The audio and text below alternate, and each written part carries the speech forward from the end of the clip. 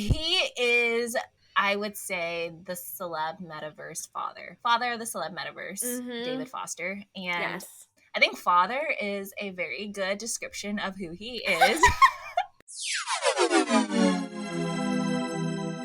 Hello, clowns. I'm Ami. I'm Yu Chen, and we're the hosts of Clown Vibes Podcast. We're two best friends who get together to laugh and discuss a variety of topics. From all things pop culture to navigating through adulthood as Asian Americans, and more with our own clown spin, of course.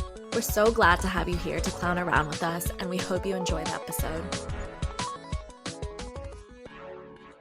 Hey, Clown Vibes. Welcome back to yet another episode. This is take 2. We tried to record like 5 minutes earlier, but we had technical issues once again. But I feel like we're getting good at pretending that we're just restarting, but actually not. Riverside is actually so annoying. I can't believe we're paying for this dumb site. I think Zoom is so much more reliable, although worse quality, so God, I don't know. Yeah. I think there is an opportunity in the market for disruption, as my consulting brain would say. You know what? If this podcast doesn't work out, I have we a need to get startup on idea. This. There's so many product ideas that they should be pushing, and I hope they are. You know, I'm going to look on LinkedIn to see who works here. Maybe I'll message them. Or like we can be like, hey, sign us up for like user testing. Yes. Give us some free hours of recording. Please. Because we wasted so much time on so many technical issues, so we deserve some extra hours. Seriously. How was your weekend in Chicago? It was so nice. The weather was amazing. Probably my last good weather weekend till I come visit you. But it was 70 and sunny, beautiful, and it was really nice. We went on a boat to do the architecture tour. Not that cool, but it was fun. Saw a bunch of flowers, just bopped around and ate too much, the usual. When you mean by good weather, do you mean it's just too hot in Dallas? Oh yeah, it's just way too hot already. Like, you know though, actually yesterday when I stepped out of my apartment to go to True Fusion, I was like, wow, it's kind of nice out. Like, sometimes it's nice to step into the Texas heat. Like, for 2 minutes, you know what I mean? You're just like, yeah. Here we are. It's just like we want to toast a little. Just a little Yes, sizzle. Exactly. I was cold in my apartment and I was like, wow, this is nice. Well, I was reading an article this morning as I was eating my breakfast on how this year might be the year of another El Nino. Do you know what an El Nino is? Do you remember learning about this in elementary school? Kind of. It's just like a year of really hot weather, right? And really crazy weather. That means we're going to have a lot of hurricanes too, right? Yeah. I thought that for our audience members, we are both from the Houston area, and I feel like Houston has really been spared for a couple of years, so I think we're due for another hurricane. Don't say that. Although, you know what's crazy is last year in Texas, it was over 100 degrees for months, 2 straight months. I think in Austin there was a set record. So how could it possibly be hotter this year? We're gonna die. Yeah, as I was reading the article, I was checking SF weather, and we're still in the mid 60s, so you can come on over. But the minute that it gets to 70, I gotta kick you out because it's only good enough for one person. I know. Remember last year it was so hot when I came to visit you? I think both times it was pretty warm, right? Yeah. That one day we just drank the whole day to be in AC. Remember when you were like, let's just stay in the subway station because they have AC? It was nice down there and also not gross. I could have sat there for a while. We should have just got some snacks and some beer and just chilled. But for SF people who are listening, she's not talking about the BART station because those are nasty. We're talking about Muni. 2 very different experiences. I don't understand why you guys have so many different names. It's confusing. There's a lot of things about SF that I don't understand, and maybe I'll get into a whole episode on things that are wrong with SF. I could talk for hours. Can't wait.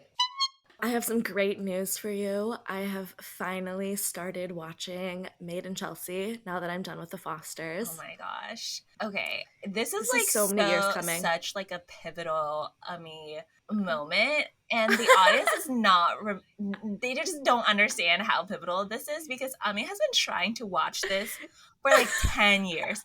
10 years in the States. She has been trying so hard and has never succeeded because I don't know, like it's a UK show and none of the streaming services have like bought the rights to it. Yeah, and like every time, even when I tried to like watch it online illegally, it was the worst quality. It was like mirrored for some episodes. It was upside down. I'd have to like flip my computer around. Like it was not worth it. So I have just never been able to watch it. And last month in my monthly search, Made in Chelsea UK, how to watch in the US, I found out it's on Peacock. So I have been watching it and I just, man, it's such a good show. I wish it had all of the seasons. I wish we could watch the beginning. And I have you to thank I for know. this show. Whenever we like first started watching TV together, I was the one, which is crazy that I was the one who Yeah. found this because I do not really watch these types of shows, but I was like, let's watch this. And it just changed your life. You created a monster. Yeah, like I'm so glad you found it. It's just such an interesting show. I think it's like similar but so different to American reality that it's so intriguing to watch. How many seasons are there? I think they're on like 23 or Oh something, my like gosh. something really crazy. Yeah, this has been going on forever. Only starting season 18 is on Peacock. So there's like a few seasons in the middle that I have missed. I think only like half of 16 and 17. I really like powered through watching seasons 14 to 16 and a half like with horrible conditions before I gave up. Okay, I have an idea. I think for your 30th birthday, all your friends should gift you one season of Made in Chelsea, like buy it off Amazon. And No, you know what? collectively, you could have like an entire collection.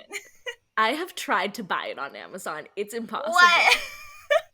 Trust me, I have went down every avenue. I would have paid money to watch this show, and it's just not possible. I think I just have to move to London. Like when I was entertaining the idea of moving to London, I was like, thank God I could watch Made in Chelsea then. If you ever made a pro and con list about moving to London, like that would be top of the pro list. Yeah, seriously. So I haven't been consuming their content as much in the like interim, like last couple of years, but two of the guys from Made in Chelsea had this really interesting podcast called 6 Degrees of Separation, where they were like testing their degrees of separation from like random people that either they had picked or the audience had picked. I thought it was a really interesting theory that I think is related to what we're going to talk about today. So, have you heard about it? No, did they like coin this term or is this like a No, known no, no. thing? Okay, explain It's it like to a me. known theory. Okay, so the definition is 6 degrees of separation is the idea that all people are six or fewer social connections away from each other. As a result, a chain of a friend statements can be made to connect any two people in a maximum of 6 steps. So basically, like you're only 6 degrees removed from anyone, Okay, is but the by theory. like the connection, do you guys have to like have interacted or like if your one-to-one connection is you guys went to the same school or you were from the same hometown but like you never talked, is that a connection? Mm, Like how loosely can we define a connection? Yeah, I think we should define a connection as like you don't have to be friends, but you have to have interacted at some point. Okay. Like it has to be enough of a connection that you could message them on LinkedIn without being like this is super super weird. Although Oh my you can gosh, message a I lot of think people on every LinkedIn. LinkedIn message is weird. That's And true. also, if I feel like if I know you, but you're messaging me on LinkedIn, that's really telling for how much we're not connected. I would not reach out via LinkedIn, but like that's like the lowest boundary in a way. I think it's like easiest to message on right. LinkedIn. Oh, because yes, I think the perfect example is when I messaged Sandy through LinkedIn. Yes. And like she's my one-to-one connection though, right? Because like Yeah. I've cut you out. But you were like our connect. Yeah. Although we were in the same class together. Yeah. So she doesn't know who I am. Yeah. But yeah, like just things like that. I don't think it needs to be super strict, but it can't be like we were in the same place one time. Yeah. But like they would never know who I was. Honestly, 6 is like quite a lot of degrees, I think. And I'd be interested to like see the research done behind this. Wait, so how many episodes have they done on this? So many. I think they have like 3 seasons. Oh my gosh. They're not always successful. Yeah, they're not always successful, but that's because they're trying to get to like really famous people who then have to come on the podcast, right? It's not as if they're just like trying to get. Yeah, they'll do like episodes with the people. Oh, interesting. And they're trying to get celebrities. So like you're, you know, jumping from celebrity to celebrity, and they have to agree and have the time to come on this like random BBC podcast. Oh, it's picked up by the BBC? Yeah, all of their podcasts are on the BBC. Made in Chelsea is like heavy on BBC. I almost want to do like an entire episode on the BBC because I feel like they are just so ingrained in like British culture in general. Yeah. Like more ingrained than I think like our government media is. The BBC is like their government media, right? I think so. Honestly, I think it's like the most. I wonder, okay, I don't know if they have other news. I mean, I'm sure they have other news channels, but I wonder if us knowing the BBC is like people outside of America only knowing Fox News. Like, do you think other people know other news? CNN. Or like, what do you. Okay, but is that because we live in a bubble, like, you know, our own little making? I need to find someone in Europe and ask. Ask your cousins. They know too much.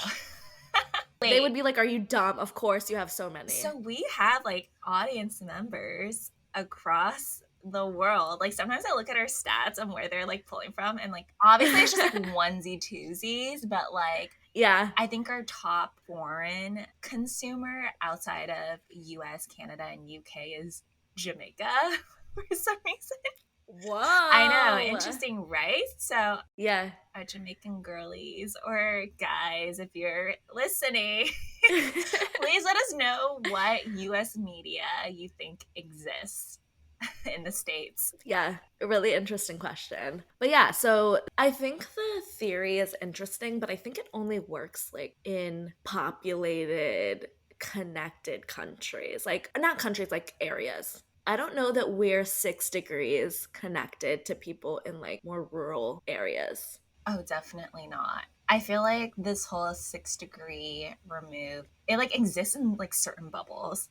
Like I feel like people who grow up in smaller towns or like rural areas, they are also probably less degrees removed from like people in that same bubble. It's kind of like, oh yeah, I know someone from that town because my uncle moved to that town. That's like your degree of like connection. But definitely I think it's a lot easier for us because we grew up in like a metropolitan or like the suburbs of a metropolitan to say that we are 6 degrees removed. I mean, I know where my broader celeb connect is. Tell the audience. Okay. I hate that this is my connect though. Like I almost feel like I shouldn't be this, like this shouldn't be my connect. But okay, so I used to work at a fashion brand and the co-founder is like really good friends with celebrities, certain celebrities who have like endorsed the brand. So most notably from our first episode, Meghan Markle. And then I think the second one is like Jessica Alba is like our bigger connect. I also have like, see, this is why I don't know if like this counts, but my old manager, Christine's sister's husband knew Jessica Alba's husband. and Jessica Alba That counts. attended her sister's wedding. But now her sister's divorced. So does that count? No, but still counts. It still counts. And which degree is stronger? My connection through my old job or my connection through my old manager? Who, by the way, we're no longer friends. So which one is it? I still think Christine, because it's not like you're gonna reach out to your old company ever. Right. But like worst case scenario, you could reach out to Christine. Honestly, I feel like I feel better reaching out to her sister, if anything. Okay, well then that's an even closer connection. But then her sister is divorced, though. It doesn't matter. They were at the wedding. It's not like she never her sister has kids, right? Yeah. With this guy. Like, it's not as if they never speak. It works. Either way, this is a weak-ass connection. Yeah. But a connection nonetheless. Obviously, like, the further out you go, the weaker it's getting. Exactly. Right? Like, it is what it is. That's like the whole point of it. I think in order to strengthen our connection, one of us just has to get on a reality TV show. Oh my God. Yeah. And I need it to be you. I do think in our friendship, like, when we're in situations where it's like, it's either one of us, we kind of know which one it's going to have to be. And I agree, in that type of scenario, it does have to be me. It has to be you. All right, let's get into our main topic. Well, we kind of already have been talking about this, but we would love to explore with the audience the intricacies of the celeb web. And by intricacies, I mean, it's not really that intricate because the celebrity world is so small, and I feel like everyone is maybe 3 or 4 degrees removed from one another. Yeah, I think the celeb world is like going to a really small university. All right, but this is how I would equate it. Celeb metaverse, though, can be connected to, everyone can connect their origin to one guy. I don't know if people know him. Like, is he an A, B, or C lister? What do you think? He's an A-lister. Well, he is, in the sense that he is extremely decorated. Is that what you say? He has won so many awards. He's produced so much stuff. I don't know. Are A-list people only people that you would know? I assume idea. Everyone knows. I'll talk about these lists, like these categories in our game that we're going to play later on in the episode, but I think it's like very arbitrary. Okay, regardless, the person we're talking about is David Foster. So, I mean, who is David Foster? Okay, so David Foster is a musician, composer, arranger, producer. He does like all things music. He has won 16 Grammys from 47 nominations. Yeah, he is very intertwined in the music industry. And the reason everyone can be connected back to David Foster is not from his, like, well, I'm sure his music connections have gotten him close to a lot of people, but he has had 5 marriages. That's a lot. And 3 of those marriages are to pretty notable celebs or celeb adjacent people who are related to very, very popular celebrities. His 3rd wife was Linda Thompson, who is, that is her last name. I was like, oh my God, I'm forgetting. She is Linda not Thompson, famous, she's not that famous, but she was married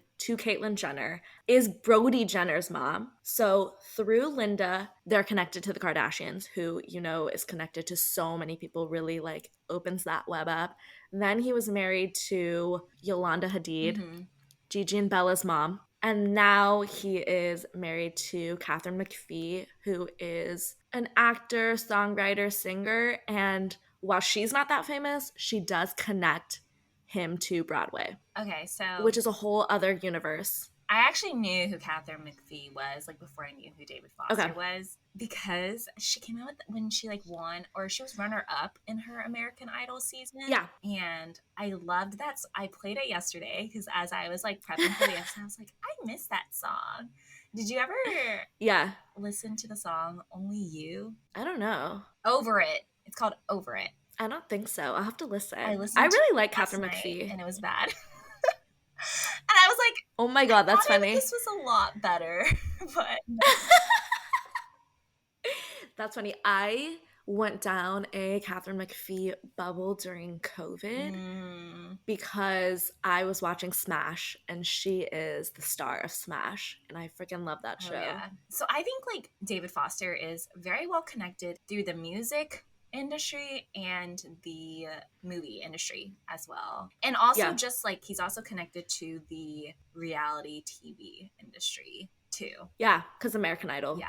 American Idol and like the Jenner clan, which then links him to the Kardashians. Of course. Like, he is, I would say, the celeb metaverse father of the celeb metaverse, David Foster. And I think father is a very good description of who he is. Because how old is he? 73. Or no, he's older than 73 now. He must be like 75. He had a son at 73 with Catherine McPhee. He has 5 kids. How many stepkids? So many stepkids. 5 daughters, 1 son, and 7 grandchildren. And 1 million stepkids. I don't know if you know this, but I was like researching him last night. His oldest daughter, he actually gave up for adoption and they rekindled their relationship when she was 30. And I was like trying to find out more about her because I was like, where did she grow up? Like, was she educated? But the only thing I could find out is that she's just like the president of the board of David Foster Foundation or something like that. I'm just like, must be nice to like realize that you are actually a Nepo baby and just get like a job as the president. I mean, maybe she did earn it. I don't know. There's nothing about her like education or her upbringing. Yeah, I think out of his kids, at least the ones I'm most familiar with are Aaron and Sarah Foster, who is from his second marriage. They are extremely celeb adjacent. Yeah. Like Sarah Foster's best friend growing up was Kate Hudson. They're very connected to celebrities in general. They have a bunch of different like product brands. They have a clothing brand. I think they're pretty funny on social media. They had a reality TV show earlier. Really? Yeah, and it was basically kind of a parody on reality TV. Their humor is very sarcastic humor. So that checks out. And like I was looking at the like cast list and they've had like just a bunch of celebrity guest appearances. So they are very connected. Yeah. They have They're a super fashion connected. brand called Favorite Daughter, which I think is like really funny. And their stuff is cute. Really cute. Really cute, but a little expensive. So I never buy any of it, but I always want to. And he has his youngest child with his current wife, Catherine McPhee, who her Instagram handle is now like Catherine Foster. It always like really baffles me when someone super successful and like has made a name for themselves just like changes their name after marriage. I'm just like, what are you doing? But she goes by Catherine Foster now. And her son is what, 2-3 years old? Yeah, really young. The Foster name opens up way more doors than her own name, so I get why she changed it. Really? And a lot of his old wives kept the Foster name. Yeah, but Catherine McPhee was famous, somewhat famous, before. She's not David Foster famous. The average person does not know. I mean, I guess the average person doesn't really know who David Foster is either, probably. But I think the average person in the celebrity universe knows who David Foster is and does not know who Catherine McPhee is. Whenever I was looking up like their marriage, they got married when he was 73 and she was 28. That's how old we are. I cannot I really can't. I mean, it seems like they have a great marriage. Like everything that they're portraying is like all rosy, but it's the age gap is definitely not something that's like for everyone. Holy shit. You could have like 2 generations between their age gap. That's really wild. Yeah, I refrained from looking it up because I was like, I don't need to know. And also just like, I wonder how active or present he is as a father just because of his age. Like, I feel like if I was 73, I just wouldn't want to be dealing with that shit anymore, honestly. Yeah. I have seen some interviews where Catherine says that he's very active, but I mean, obviously they're trying to portray that, you know. Who knows? You have to take that with a grain of salt. And is this a trend now? Older guys having kids when they're like in their 70s and 80s? Because I know you like made a note about this. I saw this too the other day about how Al Pacino has a kid now, and I'm like, at 80 years old, I wonder if it has anything to do with men's desire to spread their seed. I don't know, but I hope not. That's too much. And especially David Foster, like, dude, why? You already had a bunch of kids. I guess, like, Catherine probably really wanted a kid because she is young, but I don't know. It's just, how can you be present in your child's life later? Like, when they're graduating high school, they will probably be worried about you dying. Like, exactly. I don't know. It seems alarming to do that, but I guess to each their own. Let's test our theory that David Foster is the father of the celeb metaverse with this game. So I randomly picked 2 celebrities from each of the categories of celebs. So A-list, B-list, and C-list. And I had alluded to this earlier in the episode, but truthfully, I do not know how we're categorizing A, B, and C. Like, someone who is a pop culture expert, please explain this to me. But, you know, as I was like going through this list, I was like, this sounds about right. Usually, like, reality TV stars, unless you're the Kardashians, are automatically like C-list. And I think there's like a lot of murkiness between A and B. Agreed. It really depends on, you know, the opportunity you're given, the year that you're given. Yeah. Or the year that you're having. Okay, so on the A list, I have Dwayne "The Rock" Johnson. Do you agree that he's an A-lister? I do. Okay. I do. At first I was like, that is the only one that I'm just like, not really sure. But everyone knows The Rock. Yeah. And he has like, I think he is. He's been in enough movies. Like, appearance. Yeah. And on the female side, I have Taylor Swift. I mean, we love talking about Taylor Swift, so why stop now? Yeah. Okay, the background for the audience. We've kind of did some thinking before the episode, but we thought it'd be fun to compare notes and see like how short of a list we can get to. I mean, do you want to go first for The Rock? Because mine is a little bit of a stretch. I don't know. Okay, I didn't write this down. Me neither. I wanted it to seem more organic, and now I can't remember. Oh no. Okay, I'll start.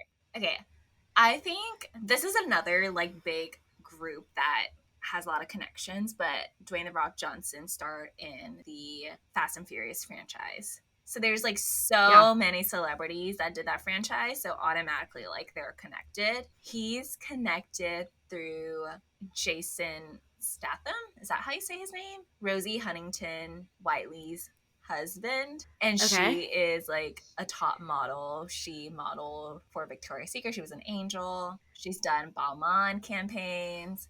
So she's in the world with Gigi. And then Gigi is David Foster's stepdaughter, ex-stepdaughter. At one point. Through Yolanda Hadid. Boom. What was that? 4?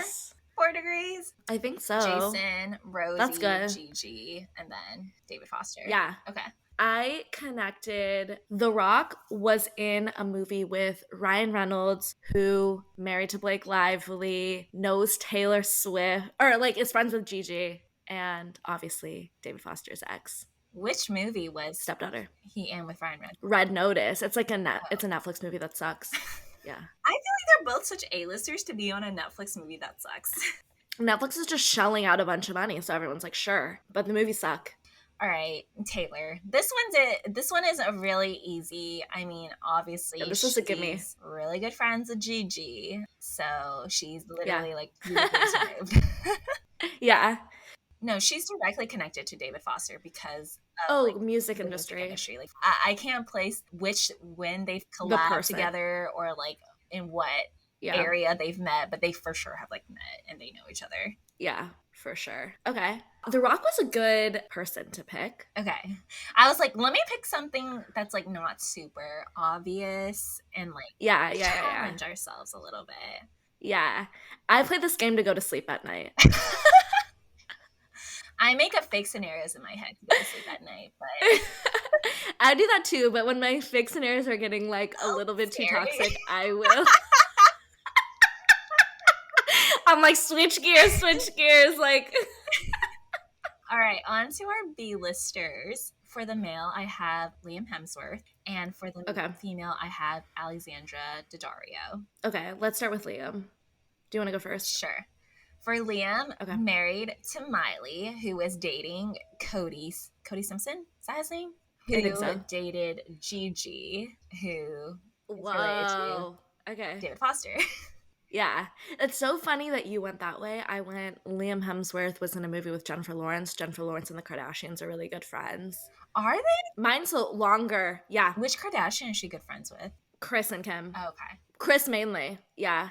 And then obviously Kardashians are related to Brody Jenner, ex stepson. All right, I think my connection was stronger. Yeah, I think so too. It was stronger. All right, Alexandra Daddario. Did you know who Alexandra Daddario was? Yeah, I did.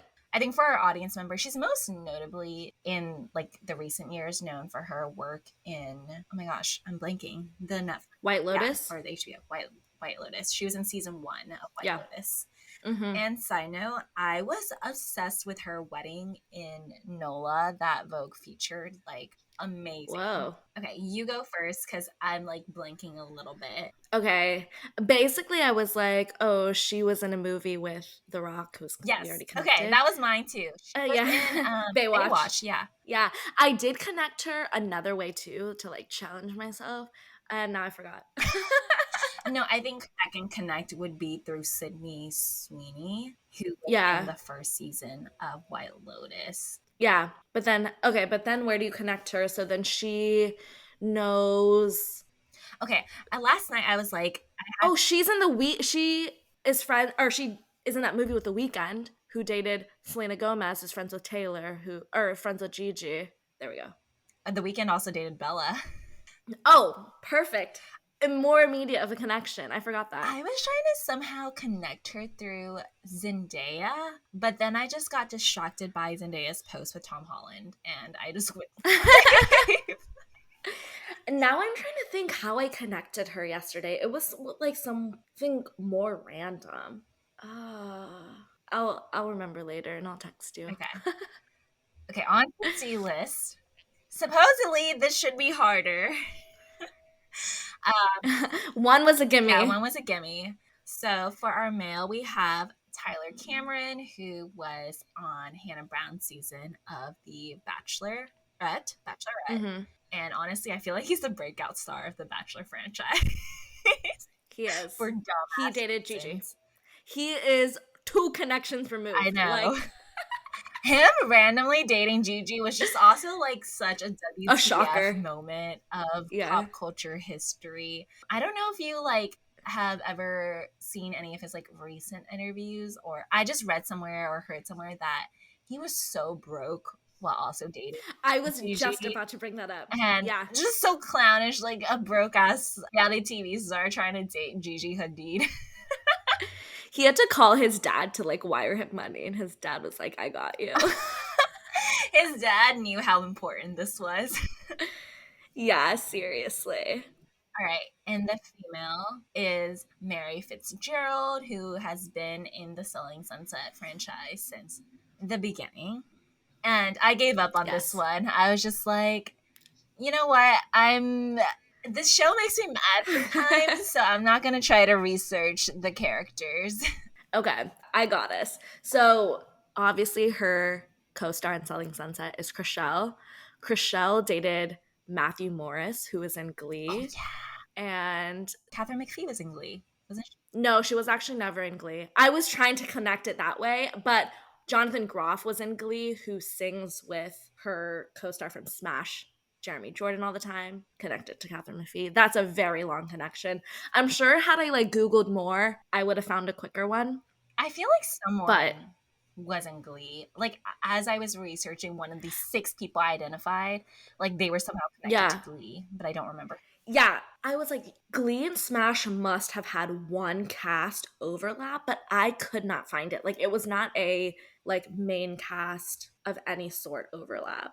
Oh, I remember how I connected Alexandra Daddario. She was in the Jonas Brothers 3D movie for a hot second. I saw that. And the Jonas Brothers dated Joe dated Taylor, who's best friends with Gigi. I just remembered. Okay, to wrap this up, I can connect the Made in Chelsea people back to David Foster, like across the fucking pond. How? Do you want to hear it? Okay. So one of the co-hosts of 6 Degrees of Separation, Spencer Matthews, who is, by the way, Pippa Middleton's Oh my gosh. brother-in-law. Yeah, anyways, but he dated Stephanie Pratt, who obviously is friends with Brody Jenner. Isn't that so wild? Stephanie Pratt was on Made in Chelsea for like 2 seasons. Wait, who is Stephanie Pratt again? Spencer Pratt's sister. Okay, right. Yeah. Isn't that so? That was like such a weird crossover. And I remember being shook when I saw like that Stephanie joined this cast. The celeb world is too small. It's way too small. And you know what? We have David Foster to thank for that. Yeah. Oh, for sure. I think we have proven our point today. Connecting Mary to David, that's a feat. Thanks so much for listening. You can follow us on all social media at Clown Vibes Podcast or email us at clownvibespodcast@gmail.com. And if you like our show and want to support us, please like, subscribe, and give us a rating and review. That's it for today. Bye, clowns. Bye, clowns.